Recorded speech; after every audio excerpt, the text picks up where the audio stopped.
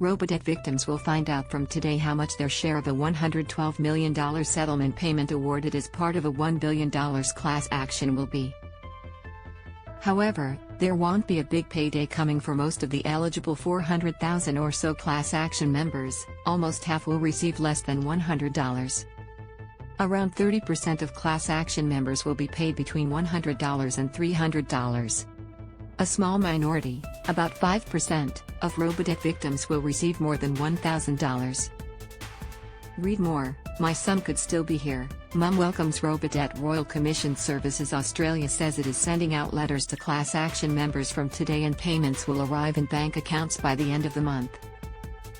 The money amounts to the interest owed to victims who repaid unlawful debts issued under the disastrously flawed scheme, which ran from July 2015 to November 2019 and is set to be the subject of an upcoming Royal Commission.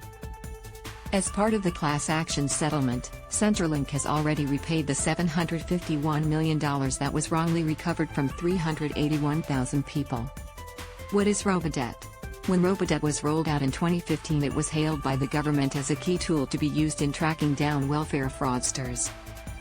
The automated scheme made use of data matching algorithms. It assessed annual income data from the Australian Tax Office against fortnightly Centrelink welfare payments. But Robodebt's averaging system used to calculate debts was problematic and in some cases inaccurate. It was declared unlawful by the federal court in 2019. Gordon Legal's class action lawsuit led to the government agreeing to repay all of the unlawful debts. It also led to the $112 million settlement now being paid out. Why are the payouts so small? Robodebt was described by Justice Bernard Murphy, the presiding judge over the class action, as a shameful chapter and massive failure in public administration. Robodebt victims have spoken about the financial and mental distress the unlawful debts caused.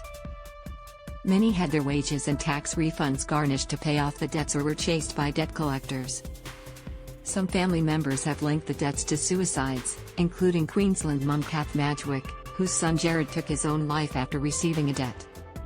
Why then, are most victims only receiving what amounts to loose change? This is because the settlement amount relates only to the interest owed. It is not compensation for any of the pain and suffering endured by Robodebt victims. Damages were not included in the scope of the class action. One of the key questions to be examined by the Robodebt Royal Commission, announced last month by Prime Minister Anthony Albanese, will be whether victims should receive compensation. How are the payments calculated? Every class action member will get a different payment according to how much interest they are owed. Some Robodebt victims repaid multiple debts. Class action members who made the earliest and largest debt repayments will get the highest settlement amount. Gordon Legal's court-approved costs of $10.3 million were deducted from the settlement sum of $112 million. This left $101.7 million to distribute to class action members. Once the interest owed was calculated, there was also an amount left over which was divided amongst the class action members in proportion to their interest amount. What do I do now? You do not need to do anything to receive your payment. Centrelink will transfer the payment to your nominated bank account by September 30th.